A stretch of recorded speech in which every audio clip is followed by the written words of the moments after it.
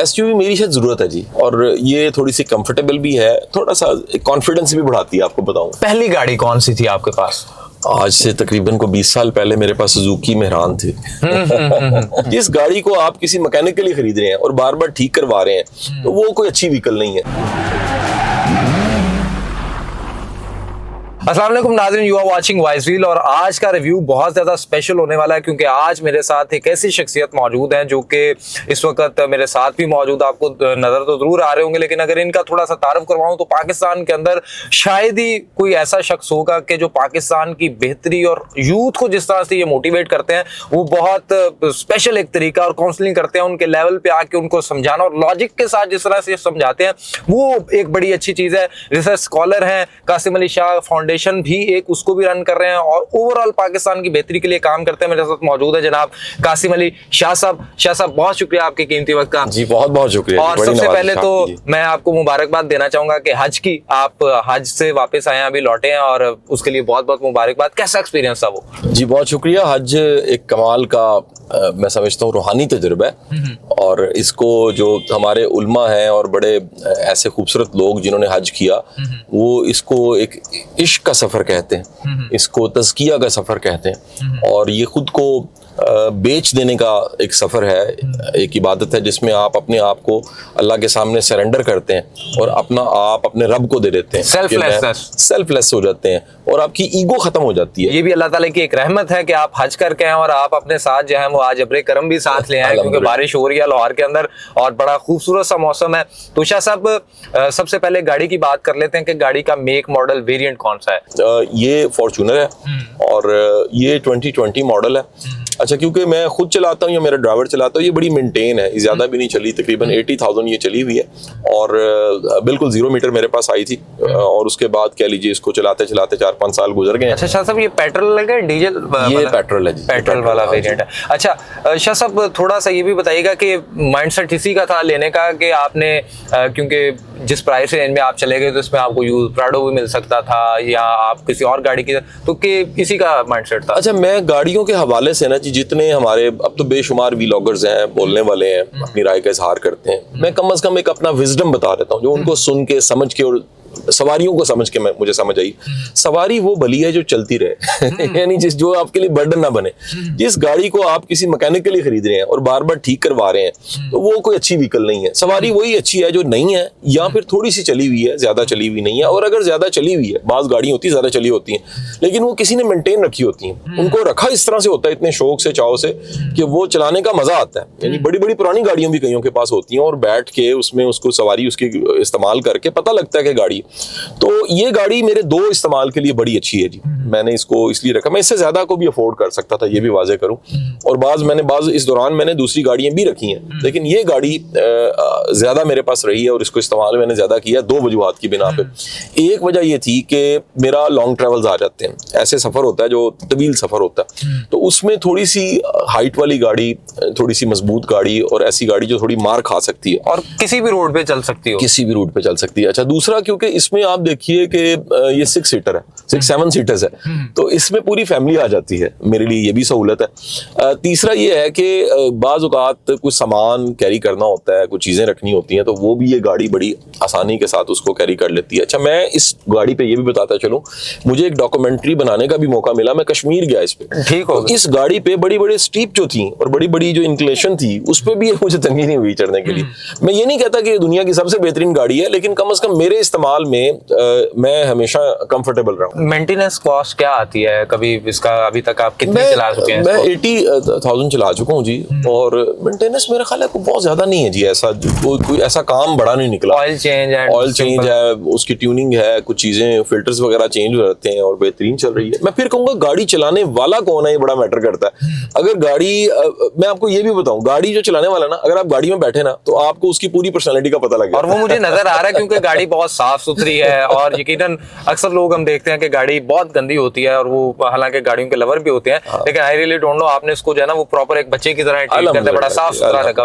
अच्छा शाह साहब, वैसे अमूमन आप एसयूवी लवर हैं या सेडान लवर हैं या क्रॉसओवर, जिस तरह की मैं अभी देख रहा हूँ, अभी तो फॉर्च्यूनर में, तो मेरे ख्याल में तो फिर आप बता भी रहे हैं कि एसयूवी मेरी शायद जरूरत है जी। फिर मैं कहूंगा ट्रैवल की वजह से जरूरत ट्रैवल बहुत ज्यादा है और ये थोड़ी सी कंफर्टेबल भी है, थोड़ा सा कॉन्फिडेंस भी बढ़ाती है। आपको बताऊं कि एक दुनियादारी भी तो है ना जी, तो आप थोड़ी सी बेहतर गाड़ी में है तो आप हादसे से भी बचते हैं, आपका कॉन्फिडेंस भी बेहतर होता है। और फिर मैं कहूँ गाड़ी चलती अच्छी है और गाड़ी वो अच्छी जिसका कंट्रोल अच्छा है, आप उसको कंट्रोल भी कर सके। शाह साहब, इससे पहले कौन सी गाड़ी थी आपके पास? मेरे पास इससे पहले स्विक रही है, मैंने स्विक चलाई। आपने भी वो सिविक, एक दफा वो एक पाकिस्तान में एक ट्रेंड चला था ना कि सिविक वाला बंदा, तो वो आप भी सिविक ओरिएंटेड चलाई है मैंने जी। हाँ जी, और भी गाड़ियां मैंने चलाई हैं, ऐसा नहीं है। मतलब प्राडो भी चलाई है मेरे पास, प्राडो भी। तो अभी आप वो सेल करते हैं कि सिर्फ एक ही गाड़ी के ऊपर इत्तेफा करते हैं आप? मेरे इस गाड़ी के अलावा मेरे घर के इस्तेमाल की गाड़ी है जी मेरे पास। एक गाड़ी जो है वो सोरेंटो है, फैमिली यूज में, वो भी। बाकी इसके अलावा मेरे पास यारिस भी है, बेटे के पास भी गाड़ी है छोटी, जो है वो सुजुकी की गाड़ी है मेरा ख्याल। यानी पाकिस्तान से बाहर नहीं गए आप, इंपोर्टेड? एक इम्पोर्टेड है, वो छोटी गाड़ी है, जापानीज गाड़ी है, वैगनार है। तो बड़े उसमें ना कमाल के फीचर्स हैं और बड़े जबरदस्त फीचर्स हैं। शाह साहब, इंपोर्टेड गाड़ी की बात हो रही है तो उसमें एक ऑक्शन शीट वेरिफिकेशन भी होती है, तो वाइज व्हील की भी कुछ इस सर्विस से इस्तेफादा हासिल करने का कभी ख्याल है? मैं जब से वाइज व्हील को जानता हूं मैं इनकी सर्विसेज जरूर लेता हूं, क्योंकि दो फायदे हैं। एक तो इनकी जो सर्विसेज हैं और जो रिपोर्ट्स हैं वो बड़ी ऑथेंटिक है।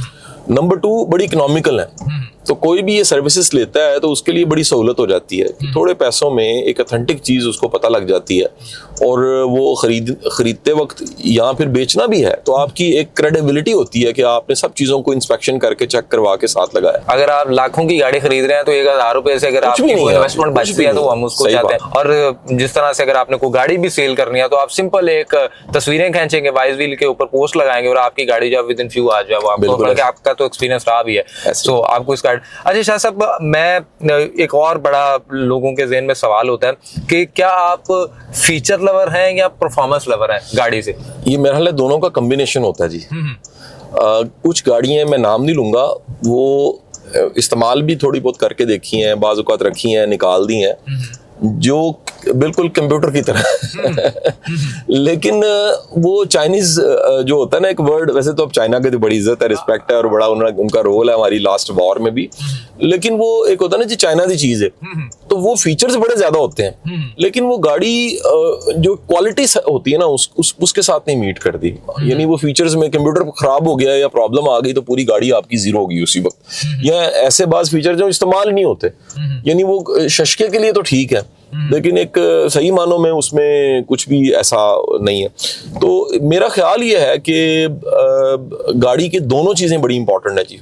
यानी ये भी इम्पोर्टेंट है कि गाड़ी जो है उसका उसमें ऑप्शन ज्यादा से ज्यादा चीजों की होनी चाहिए इस्तेमाल की, और साथ ही साथ उसकी एक जो कंफर्ट है और उसका जर्नी है उसको भी इंजॉय करना। अच्छा शाह साहब, वैसे अगर फीचर्स की बात कर ली जाए तो इसमें हमें यहाँ पे क्लाइमेट कंट्रोल देखने को मिल जाता है और इसी तरह से आप बोल रहा था वायरलेस चार्जर भी आई थिंक इसके अंदर मौजूद है, और इसी तरह से अगर हम यहाँ पे देखते हैं तो आपके पास वो सारे, तो कौन सा फीचर है जो आपको इसका बहुत अच्छा लगता है और कौन सा ऐसा फीचर है जो आपको इसको लगता है कि यार इसमें मजीद होना चाहिए था?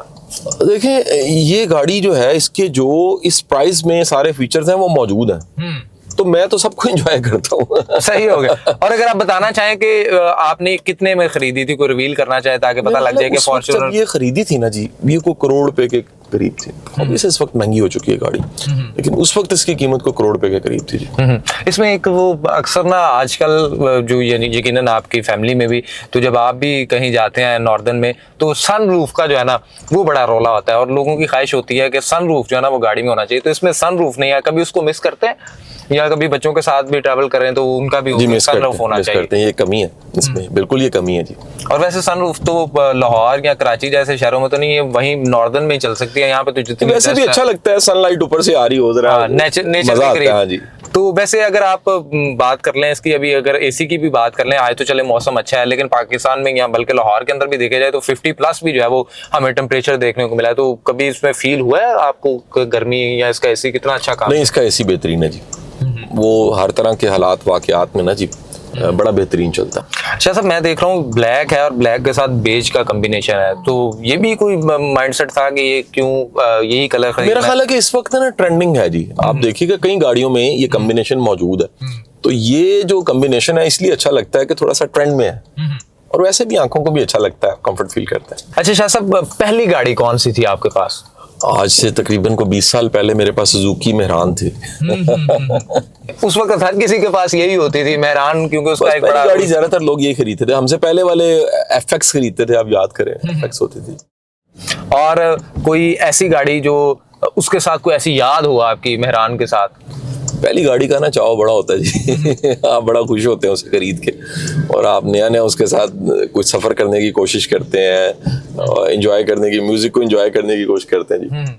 और कोई ऐसी गाड़ी शाह साहब जो आपको लगती है कि यकीनन वो कहते हैं ना हजारों ख्वाहिशें ऐसी कि हर ख्वाहिश पे दम ना, तो ख्वाहिशात तो रहती हैं, तो अभी भी माशाल्लाह खुशहाली तो है, लेकिन यह है कि कोई ऐसी गाड़ी जो आप चाहते हैं कि यार ये मैंने खरीदनी है? अच्छा, मैं गाड़ियों का लवर जरूर हूँ लेकिन क्रेजी नहीं हूँ। कुछ लोगों में क्रेज इतना होता है कि वो सारा कुछ बेच बाच के गाड़ी अच्छी रख लेते हैं, बाकी जिंदगी खराब कर लेते हैं। तो मैं मेरे मुताबिक गाड़ी वो अच्छी जो आप अफोर्ड कर सकें, और कह लीजिए वो इतनी लग्जरी भी ना हो, यानी वो सिर्फ लग्जरी हो, आपका तारुफ ही सिर्फ गाड़ी हो, और गाड़ी इस्तेमाल की चीज है और उसको इस्तेमाल की चीज ही रहना चाहिए।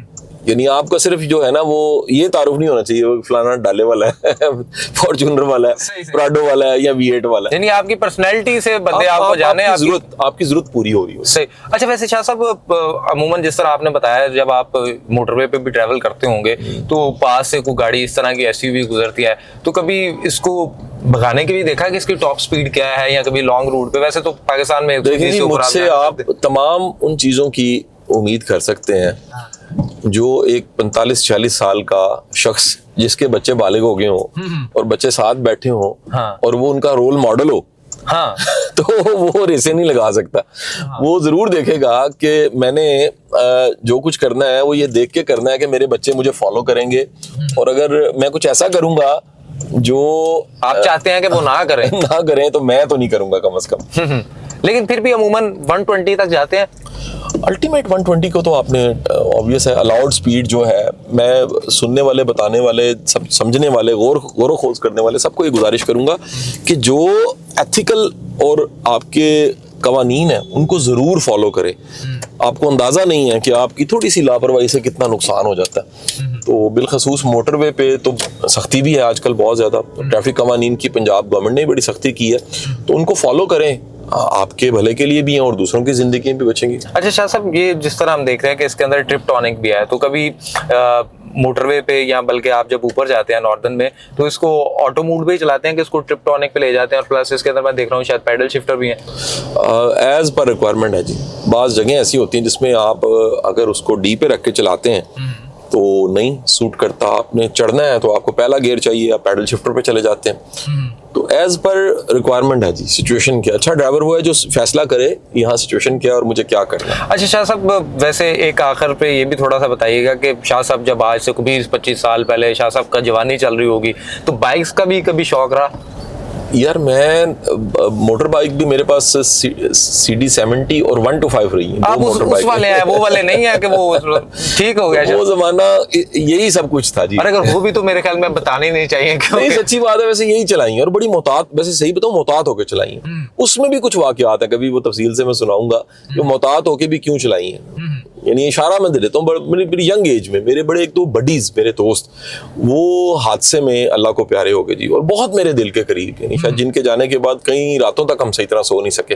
तो वो हादसा जो था वो मोटरसाइकिल पे था। तो फिर बंदा मोहतात हो जाता है कि जिंदगी कितनी प्यारी चीज है, और बाद में उन फैमिलीज का क्या बना। मैं कहता हूँ शाह साहब, इसी नोट पे ना हम इसको एंड करते हैं। मैं चाहूंगा कि आप ना, अभी रिसेंटली आपने देखा होगा ये कलमा चौक पे एक एक्सीडेंट हुआ है, और वो जिगजैग और इसी तरह बहुत सारे हादसा लाहौर के अंदर सड़कों के ऊपर रूनुमा होते हैं, और अमूमन उनकी वजह जो है वो ओवर स्पीड होती है। यूथ के अंदर जो आजकल नए नए ट्रेंड है वन व्हीलिंग के और जिगजैग और वो सारे सिलसिले, तो कुछ उन्हें जरा ना प्यार से, कुछ तरीके से, कोई लॉजिक के साथ उन्हें समझा भी दें, और प्लस ये है कि उन्हें ये मैसेज भी दे दें कि यार आपके वजह से आपकी फैमिली पीछे परेशान होती है।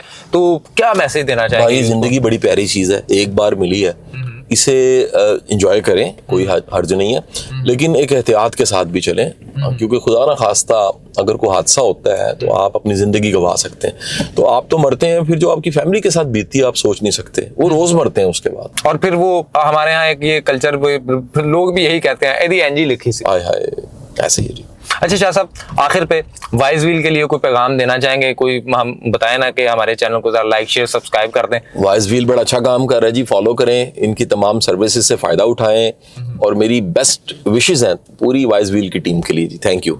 ले जी, शाह साहब ने कह दिया, मेरे ख्याल में मेरे कहने की जरूरत नहीं है। शाह साहब को आपको वैसे ही पता है कि जो भी बात करते हैं अच्छी करते हैं, और यकीनन आप उसके ऊपर अमल भी करते हैं। और यकीनन शाह साहब ने जिस एंड पे ये बात की कि अगर आपको भी गाड़ी चलानी है, उसके कुछ रूल्स हैं, कुछ रेगुलेशंस हैं, उनको फॉलो करें, और इस तरह से बेहंगम ना चलाएं कि आपके साथ साथ आपकी फैमिली भी परेशान हो। तो उम्मीद करते हैं कि आपको आज का ये रिव्यू जो है वो पसंद आया होगा, और शाह साहब फॉर्च्यूनर को किस तरह से देखते हैं और किस तरह से चलाते हैं वो भी यकीनन आपको पसंद आया होगा। हमारे इस वीडियो को लाइक करें, शेयर करें, सब्सक्राइब करें, और हमें दीजिए इजाजत। अल्लाह ने के बाद।